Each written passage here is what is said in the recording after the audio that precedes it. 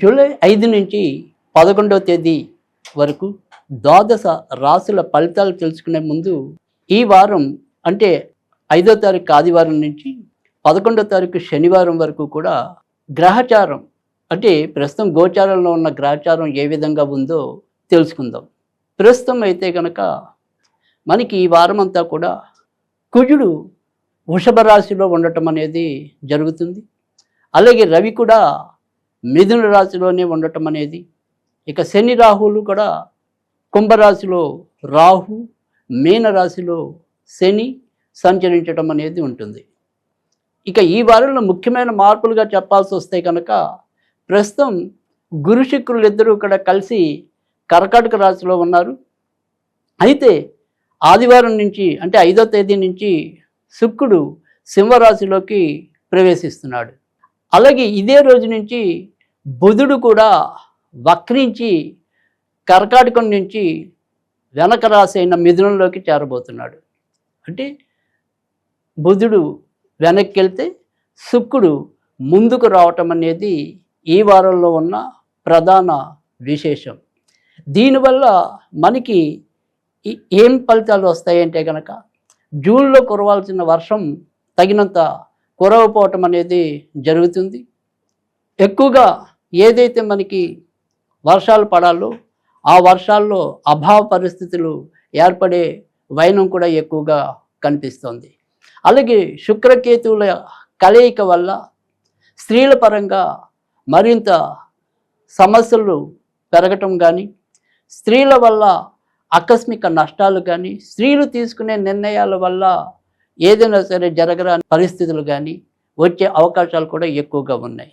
కనుక ఈ వారం అంతా కూడా ఎవరైనా సరే ముఖ్యంగా స్త్రీల మీద ఆధారపడి ఉన్న వాళ్ళు, స్త్రీల నాయకత్వంలో వెళ్తున్న వాళ్ళు ఎంతైనా సరే ఎంతో కొంత జాగ్రత్త తీసుకోవడం అనేది ఈ వారం చెప్పదగిన విశేషం.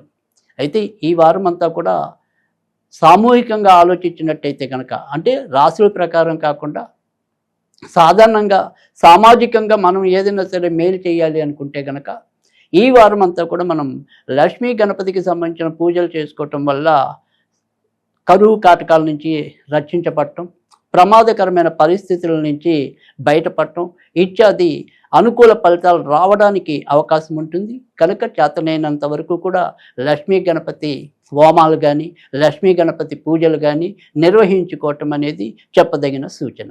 కర్కాటక రాశి ద్వాదశ రాశుల్లో ఈ వారం అనగా జూలై 5 ఆదివారం నుంచి జూలై 11 శనివారం వరకు కూడా కర్కాటక రాశి వారికి ఏ రకంగా ఉందో చూద్దాం. ప్రస్తుతం అయితే కనుక వీరికి ఓట్ల స్థితిలో గురుడు కర్కాటక రాశిలోనే పయనించడం అనేది జరుగుతుంది. అలాగే ఇదే రోజు నుంచి లాభాధిపతి ధనస్థానానికి అంటే ద్వితీయంలో చేరుకోవటం అనేది కూడా జరుగుతుంది. ఇక వ్యయాధిపతి వ్యయస్థానంలోను, తర్వాత ఉద్యోగాధిపతి లాభస్థానంలోనూ సంచరించడం చేత మొత్తం మీద చూసినట్టయితే కనుక ఈ వారం ఎక్కువ శాతం సానుకూలమైన ఫలితాలే కర్కాటక రాశి వారికి కనిపిస్తున్నాయి. ఎప్పుడు ఎలాంటి విపత్కర పరిస్థితి ఏర్పడినప్పటికీ కూడా దాని నుంచి చివరి నిమిషంలో ఏదో రకంగా ఒడ్డెక్కే పరిస్థితే ఎక్కువగా కనిపిస్తుంది. అయితే సాధారణంగా సహజసిద్ధంగా ఉండే వీరిలో ఉండే ఒక భయం కానీ, అమిత ఆసక్తి కానీ, ఔత్సుకత కానీ, తొందరపాటు కానీ వీటి వల్ల మానసికంగా కొంత వీళ్ళు హెచ్చుతగ్గులుగా ఉండటం, అధిక భావోద్వేగానికి లోనవటం అనేది ఉన్నప్పటికీ కూడా నిజానికి మరీ ఇబ్బందికరమైన స్థితి ప్రస్తుతం ఉన్న గ్రహస్థితిలో లేదు. అయినప్పటికీ షరా మామూలే అన్నట్టుగా ఏదో జరిగిపోతుంది, ఏదో అయిపోతుందని వీరిగా భయపడటమే తప్ప నిజానికి భయపడాల్సినంత భయానక పరిస్థితులు అయితే కనుక ఈ వారం ఉన్న గ్రహస్థితిలో లేదు.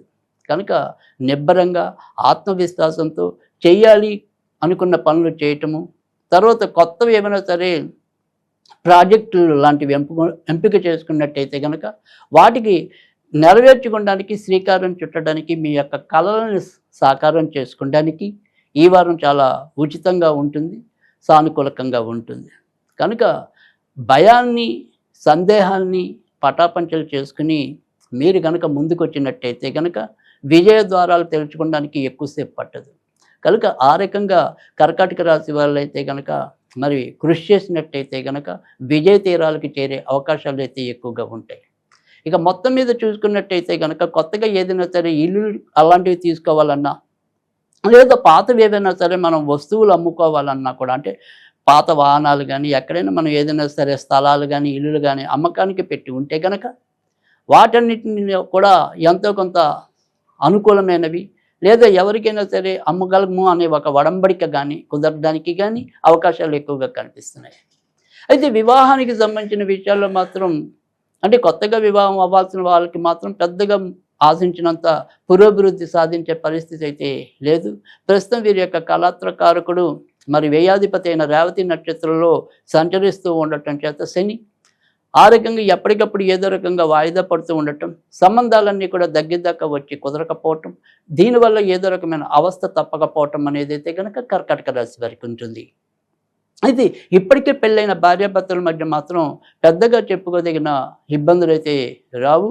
అలాగని బాగా వీళ్ళు పరస్పరం చాలా చక్కటి అన్యోన్యత ఉంటారు అంటే కనుక అలాగని చెప్పలేం. కానీ ఇద్దరు ఎవరి మౌనాన్న వాళ్ళు ఉండటం, ఎవరి పనిలో వాళ్ళు నిమగ్నం అవుతూ ఉండటం, ఎవరి పని వాళ్ళు చేసుకోవటం అన్నట్టుగా ఉంటుంది తప్ప ఒకరికి ఒకరు భుజాలను ఎత్తుకుని తిరిగే అంత తీరిక లేకపోవటం అనేది అయితే మాత్రం కర్కాటక రాశి వారికి ఉంటుంది.